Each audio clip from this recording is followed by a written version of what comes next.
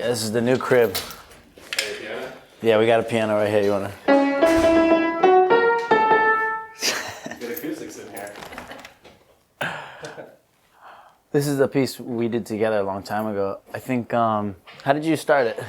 I started it with the painting in the background. It was supposed to be children's wallpaper, He-Man. He-Man sheets, right? Because we always had He-Man sheets. I think it was kind of blank, and then for some reason, I took these random cutouts that I had and just put it over these ones, and then I think the paper was up, and I drew these rails with like a skateboard on it. Eli has very creative ideas. A couple times I've said, sketch for me, and then I'd come and visit him and rip off his sketches. See? My brother is also like an illustrator. He's an artist as well. Yeah. And she teaches at the Art Institute of Boston. Mm-hmm. And my brother actually went to school there and graduated. Yeah. So when you have kids in the class, do they somehow find out, or do you ever mention it? Like she'll wear like a Supreme shirt, and they'll be like, "Where'd you get that?" You know what I mean? And I think it was last year someone found out, your son's Eli Reed. Did you see the Playboy? Very first thing they all ask. Did you see the Playboy? Like that? Impressed. All I have to say. You're like, no, I didn't see it. She did this. I don't know. What did you? I was like, yeah, Mom, paint some nice girls for me for my clothes, and I used this for my brand when I was doing my brand. Oh, sick. When I was little, but this is a. What did this come out? She knows a nice piece of ass. You know what I mean? So it's pretty obvious at a basic age that most people are influenced by their parents. You know what I mean? So I wouldn't say I could be like, oh, this particular art piece that my mom did influenced me, you know, in a certain way. But I mean, I think I was raised by my mom primarily when my parents got divorced. So a lot of the way my thinking, the way I talk, and everything that I do is influenced from her. My dad was more of an athlete and super into Celtics and sports, so I got like that drive, that athletic drive. But it's so funny to have skateboarding because that is kind of like this in between.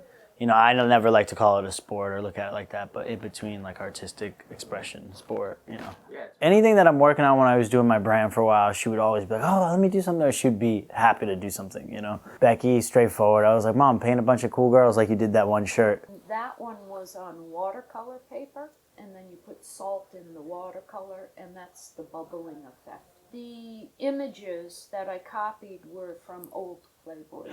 Once again, more nudity and girls and. You know. I have to double down sometimes. They're going to come and arrest me. When he graduated from high school, we had the agreement that he could take 3 years. And if he didn't accomplish anything in that time, he would go back to college. So. I don't remember that agreement. I never going to college. That's for damn sure. I didn't even finish high school. I got a GED. Finished. I think the thing about skating is how much we actually, like, you could say fail or mess up, and that you can get a lot of that in any craft or anything. You can always do better. Like skating, we're always just messing up and falling and falling and falling. And I have this whole project actually about that. It's called The Pleasure of Failure that I want to do, but. I think that aspect alone, people can get a lot of better.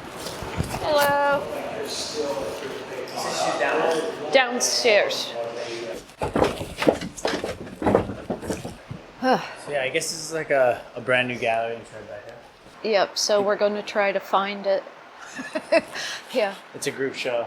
Plus it's all sorts of stuff going on. Oh, wow.